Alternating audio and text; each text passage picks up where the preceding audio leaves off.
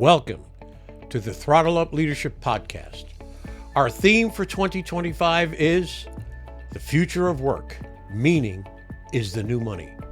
In a world shaped by rapid innovation and constant change, the pursuit of purpose and impact has never been more important. I'm Dr. John Dentico, your host, bringing over 30 years of experience in leadership, strategic thinking, and purpose-driven innovation. Here, we tackle the pressing challenges of our time, from the rise of artificial intelligence to the growing need for meaning in the workplace. Together, we'll uncover how leaders can ethically integrate AI to enhance decision-making and keep humanity at the heart of their organizations. Remember, amidst all the technological advancements, in the end, it's always about the people. This podcast is your resource for actionable tools, thought-provoking discussions, and inspiring stories. It's time to go beyond leadership development and focus on leadership impact, creating workplaces where people thrive, innovation flourishes, and meaning truly becomes the new currency. Thank you for joining me on this journey. Now, let's throttle up and dive into today's episode. Hello and welcome to the Throttle Up Leadership Podcast. I am your host, Dr. John Dentico. With me today is Richard Lowe. Richard Lowe is a premium ghostwriter, book strategist, and branding expert who helps business leaders rise to new heights by turning their expertise into powerful, career-defining books. With 63 published books, including 2 Kindle bestsellers and over 49 ghostwritten, Richard has crafted compelling narratives on topics ranging from AI and cybersecurity to property management and retirement programs. What sets Richard apart is his deeply personal and intuitive approach to ghostwriting. Through insightful interviews, he uncovers the heart and soul of his clients' stories, ensuring their message is authentic. But he believes that a well-crafted book is more than just words on a page. It's a legacy, a credibility builder, and a powerful marketing tool. With 35 plus years as a professional writer and senior leader, Richard understands the challenges of reinvention, from fighting preconceived ideas to overcoming procrastination, and even learning to market his own expertise as an introvert. He now helps others navigate these same hurdles using the written word to establish credibility, unlock new opportunities, and position leaders as top authorities in their fields. Beyond writing, Richard works with leaders to leverage their books as strategic tools, driving opportunities for speaking engagements, media exposure, industry recognition, and even venture capital funding. His mission is simple: to help experts transform their knowledge into a book that makes a lasting impact. I'm truly pleased to have him here with me this morning. Good morning, Richard. How are you? Good morning. I'm doing great here in Clearwater, direct hit by the hurricane this year, but we did okay. Glad to hear it. So, Richard, let me ask you this. Tell me a bit about yourself. What were some of the influences that affected your early life? I was born in Northern California, basically on a military airplane, landed at a military base, finished being born. Mom was not happy about that. And then moved down to Southern California, spent most of my life there in Lake Arrowhead, California. Went to high school there, and then went to college. In middle of college, got hired by a startup, made me a vice president. So 21 years old, vice president of a company for 5 years. I designed and led the project that did the water systems for Las Vegas Valley, New Haven, Connecticut, and California. So those are the things that run dams, sluice gates, and things like that. That was back in the 80s. Then went to Trader Joe's and stayed there 20 years as a director of computer operations. So I have a deep technical background, cybersecurity, disaster recovery, and things like that. It was a lot of fun. But in 2013, decided, okay, time to start my own company. Left Trader Joe's, started my own company. Tried to look for another job first because I figured it might take time to form my own company. Ran into ageism. So then decided, okay, fine, I'll start my own company. That's what I wanted to do anyway. Maybe this is a sign. Started my own company, The Writing King. Sold some books that I ghost wrote. realized I could make a living at it and started making a living at it and never looked back. It's been great ever since. Great. Glad to hear it. Ageism is an issue. Believe it or not, I see people talking about ageism when they're 40 years of age. It's crazy. It's unbelievable. So these people they've been out of college maybe 18 years, let's say college or high school, maybe 21 years. They've gathered certain levels of experience. They have knowledge, hopefully some wisdom. They probably bring a lot to a company, but it's strange how this is affecting many companies. I feel it as well. That's why I started my own company as well, to circumvent that. Because when you bring a specific skill or capability to the marketplace, it transcends that. People want your advice, your ideas, and you have to be good at marketing that stuff as well. Let me ask you another question if I can. You've written and ghostwritten over 100 books on a wide range of topics. What's the key to transforming someone's expertise into a compelling book that resonates with their audience? Well, you can do it the way a lot of ghostwriting companies do and a lot of lower level ghostwriters, and you can use AI, or you can just do an interview and then write a book from that. And that's the wrong way. When you go to those low end ghostwriting companies, what you're getting is pretty much boilerplate. Somebody just spits it out and probably puts it through AI, although they say they don't. What I do is much different.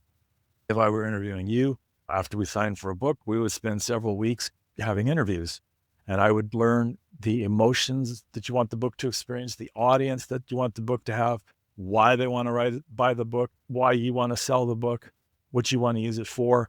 A lot of my customers want to use it because they're pivoting. So they're going from, let's say, a C-level to starting their own coaching company. They need to make document their past and show their legacy and experience. So I'm going to spend a lot of time learning about you, about what you do, why you do it, how you do it. That's a big difference. AI can't do that. Low-level ghostwriters can't do that. It's an interviewing skill that's very difficult. I use the Socratic method where I'm asking questions and getting answers and just get right down to the nitty-gritty of what's the real purpose of this book and why is it being said. It's interesting. When I wrote, a lot of people talk about labors of love. I said mine was not a labor of love. It was more of a duty that I felt I needed to perform. It took me 52 months from April 2015 to August 2019. And it was an overwhelming experience. And interestingly enough, when you talk about finding out about the person, the greatest fear that I had about writing my book was that people would not hear my voice. I wanted my friends to read the book and say, yeah, it's like he's sitting right next to me talking to me. Using more of a common person approach was really important to me. Let me ask you this question. Many business leaders struggle to establish credibility in their industry. How does publishing a book give them a competitive edge? And what doors can it open, in your opinion? Well, first of all, it gives them a competitive edge because most people don't write books. The book tells their credibility, experience, what they do. It has the anecdotes, the failures, the successes, their whole history, as much as they want to tell. And it's very personal usually. There's one book that really motivated me. I read it when I was much younger. It's out of print now, and it's called The Other Guy Blinked. It's about the story of the CEO of Pepsi and the Coke Pepsi wars, when they did the new Coke and Michael Jackson and all that kind of stuff. It goes into the personality, the emotions experienced. You've got the opinion that this Pepsi guy had real heart, real soul. Michael Jackson's hair caught on fire and he rushed over there. He didn't care about lawsuits or anything. He talked to Michael Jackson, made sure he was okay. He's really good. And that's what we want to get, is that heart and soul into that book. And that's what people want to read. And that's how the business person gets a leg up on everybody else. Most people don't have books. And if you have a book, you're willing to put yourself out there and tell your story. People can open it up, read it and say, yeah, I like this guy, I want to hire him. Or yeah, I like this guy, I want to use his services, or whatever you're trying to accomplish. Or I want to get him as a speaker or on TED Talk. Mm-hmm. I would agree to that. And as I'm sure you know, there are varying degrees of books. There are some that are put together with AI. Of course. That kind of a thing. Just get it out there, get something in print and everything. Some of them probably would pass a modest test, but really not the ones that take you to the next level or teach you something important to know. So I agree with that. You've had to reinvent yourself, Many times. overcoming preconceived ideas, procrastination, and even marketing as an introvert. What lessons from your journey do you share with clients going through major career transformations? I read a book called Burn the Bridges. It says, don't have a plan B. You have a plan A and you will succeed. Don't plan on failure. Don't even prepare for it. That doesn't mean you don't have a bank account full of money. Your plan is your plan. Follow it. If you find yourself failing, analyze why and address that. When my marketing was failing, I got on ChatGPT and spent several hours talking to ChatGPT because ChatGPT is a great digital assistant. And I said, okay, you've got all the information now. What's going on? And it said, you're not getting qualified leads. The leads aren't qualified.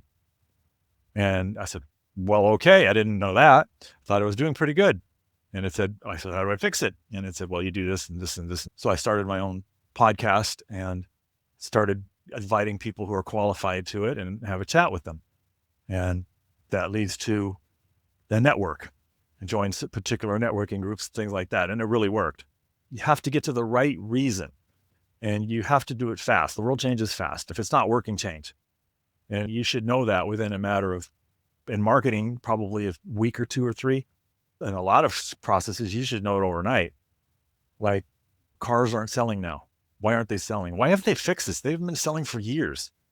Well, I can tell you why. They got $60,000, $70,000 cars sitting on the lot. Who can afford that? And the people who kind of already bought them. So they haven't. The other lesson I've learned is look at your fears in the face. I'm afraid of heights. Every couple of years, I go up in a hot air balloon.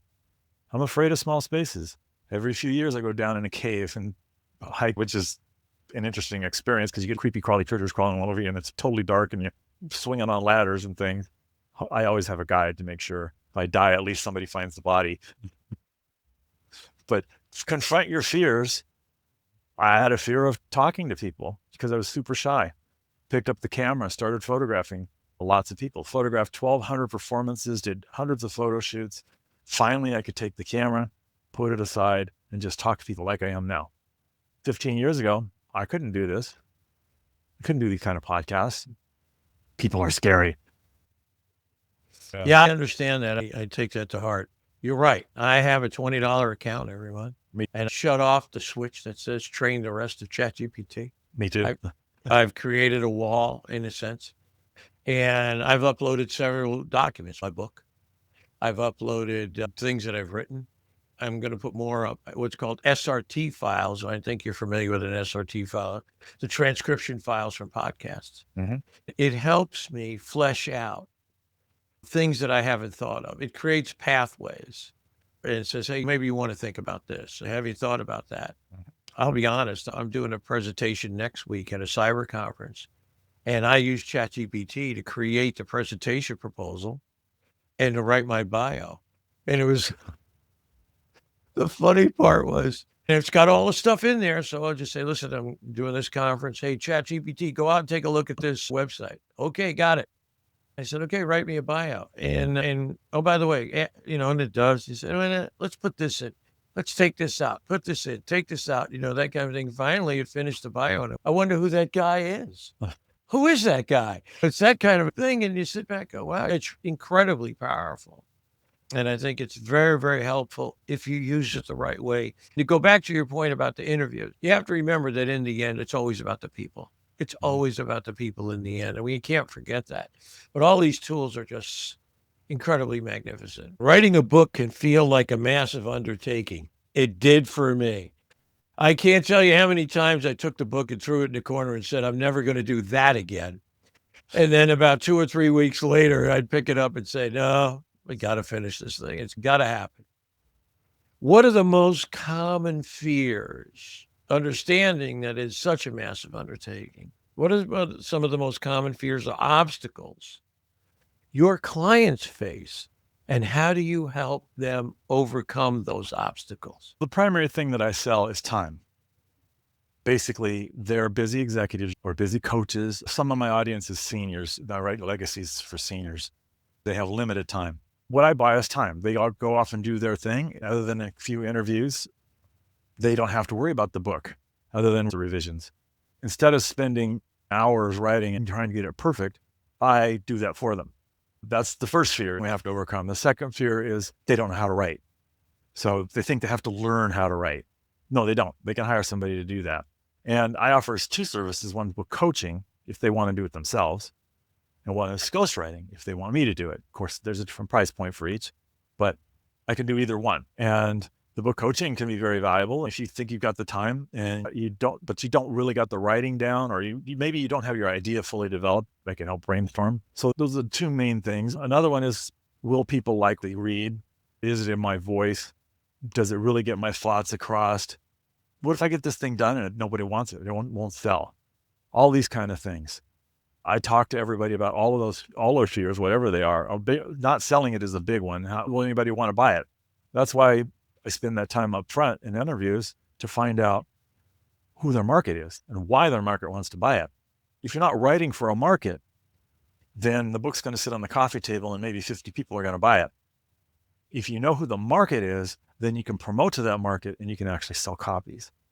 Most writers forget the promotion part. They think it'll promote itself. 10,000 books are published on Amazon every single day. You got to raise yourself above that. Did you know there's two reasons why a book won't sell? Two main reasons why a book doesn't sell? Tell me. You're not promoting it, or book cover sucks. Those are the two reasons. There's, other reasons too, but if those two things aren't right, the book's not going to sell. So if you're not promoting it, nobody's going to see it. And if they see it, but the title's in tiny type, they're looking at it on a thumbnail on their cell phone, they're not going to know what it's about. Got lousy art, you use clip art, or you use Canva or something, it's not going to sell. Most likely. There are exceptions. So fix those two things and then work on anything else that might be wrong. That's the big point. Yeah, I tell you, when I wrote my book, ChatGPT had not gone public. Mm-hmm. So it was me and Grammarly in the end. Me and Grammarly. Before Grammarly had the AI attachment to it.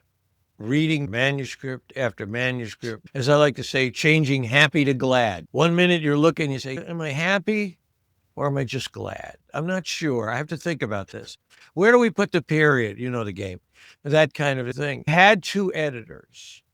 And the first editor that I used, I let go pretty quickly. Good guy, nice guy, had a writing business. I had him take the first chapter and review it. Mm-hmm. And he sent it back to me and tore the guts out of it. Mm-hmm.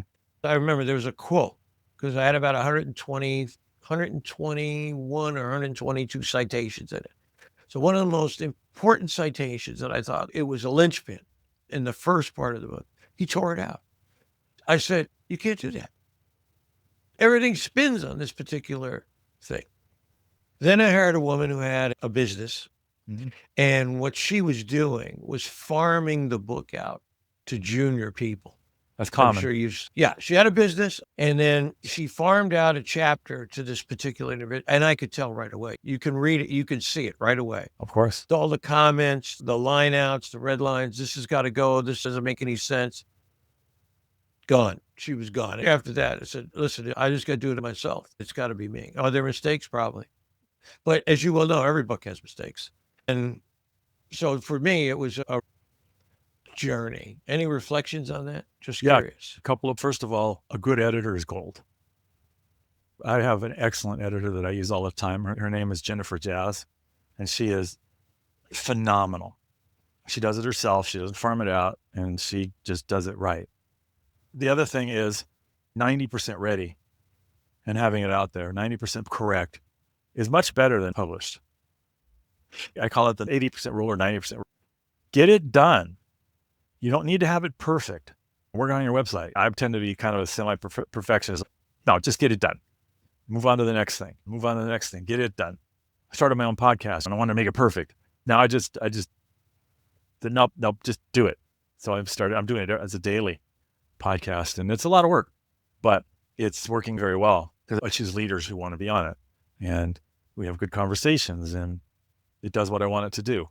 My initial thought was I make it perfect. I got to edit these things so they're perfect. And then I thought, it doesn't need to be perfect. Yeah, I'm working on a podcast this morning, processing.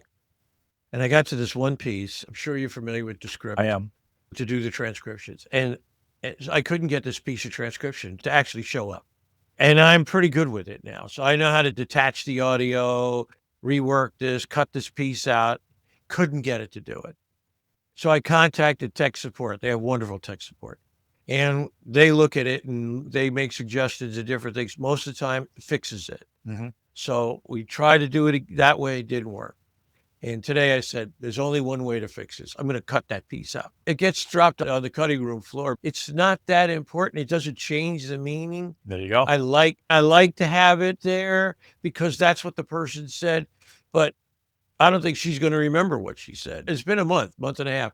So you just cut that piece out and move on because you're absolutely right.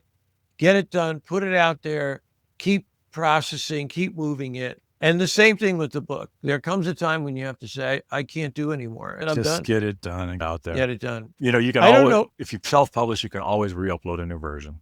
And when you talked about the number of books that are being published on Amazon, I don't know if that takes into consideration all the independent publishing that's being done right now. This is people who are self-publishing on KDP. That's exactly what I did. I self-published. I use a self-publishing group called Book Locker. Yep. And they're very good. I was very pleased with what they did, and that worked for me. But it was like, get it to the front door. As you know, there's this old adage. I wrote a doctoral dissertation and finished it in 1999.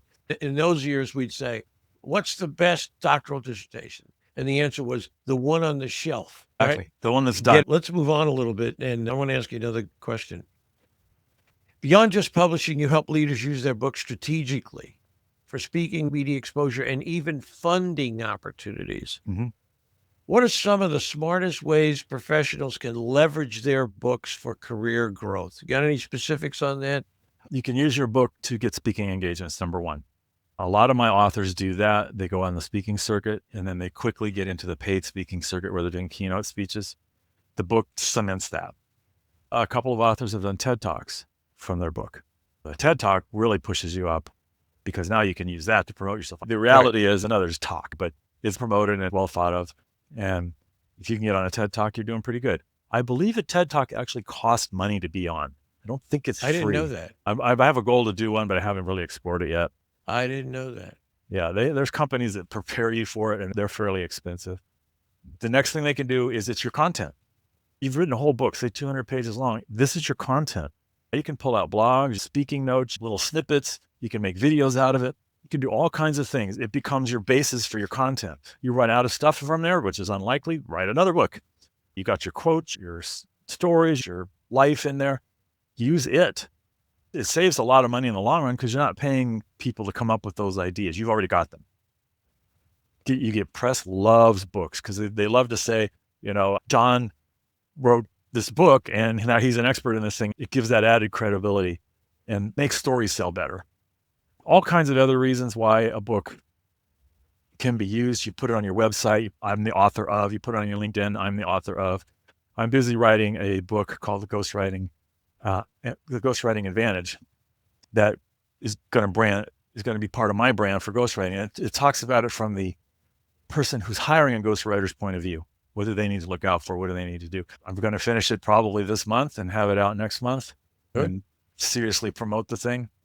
And with the objective is to promote my business, but it's neutral in that it's not saying buy my stuff. It's a book that people could actually use. Kind of like a dummies book. The basics of what do you do when you want to hire a ghostwriter? How do you find one? What are they for? And all the questions you're asking me. Yeah, I agree. I'll tell you what the book did for me. When I finished it, I have a doctorate in leadership studies. I've been doing training across the country. I really had good ideas about what differentiated me from other leadership people. I'm a much more process, practice-oriented guy. But what it gave me was absolute clarity.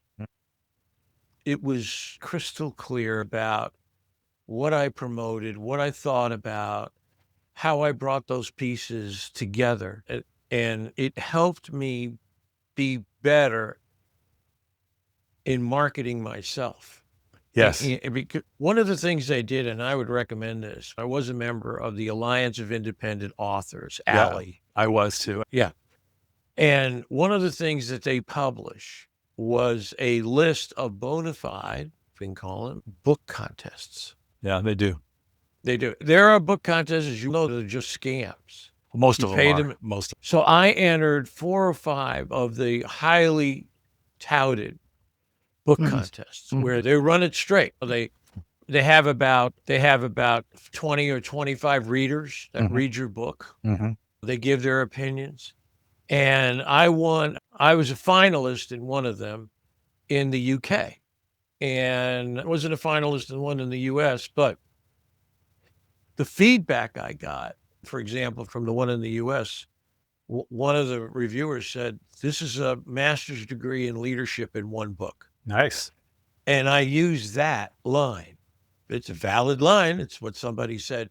But I also say, hey, it's an award-winning book. It was a finalist in the UK. Those kinds of things, I would say, are really good to look at in terms of getting your book noticed, getting reviews, good reviews on it too, putting it in the review cycle for different reviewers. I had that done in the UK. The book award was the Wishing Shelf Book Award. Interesting. In the United Kingdom. And I thought that was a wonderful thing to do. He is an author himself of children's books. Okay. But he's expanded into adult fiction, adult nonfiction, children's books, different things. They have 6 or 7 categories. I won an award, actually. It was the guy who put my cover together. So we won 2 awards, one for the cover and one for the book itself. Yeah. Nice. So I would highly put that out there too, to anybody who's listening to this podcast. Get your book reviewed by bona fide reviewers and get your book in front of good book contests. You might finish as a finalist or a bronze or silver or gold award. And that really helps people say, hey, there's something worth it here. This is worthwhile. I'd love to get your reflection on that. Well, at the very least, you get some feedback about the book, even if you don't win anything. I used to go to those groups. There were local groups where you comment on the books, critique books, author critiques. Some of them were good. Some of them weren't. The ones that were good were small. I actually started my own for a while, a science fiction critique group, and I had about 15 members. If you have a lot of people, you don't get time, and they go late and everybody gets tired, and you get like 2 minutes each person. So find a local critique group to help you, especially if you're a junior writer, to get your writing down. Make sure that the critique group isn't a group about grammar and English and stuff. You want a book about content. A lot of them just, oh, your grammar's wrong here and here. You don't care. What you want to know is, because you're going to send it through Grammarly or something anyway. You want to get the content reviewed. Does this paragraph make sense, and so forth. Same thing when I send my work to my authors for revision. I tell them, don't worry about the grammar. I'm going to send it to an editor. Worry about the content. I use speech to text. Of course, it has little speech to text artifacts. Do I have the right data? Do I have the right information? Do I have the right content?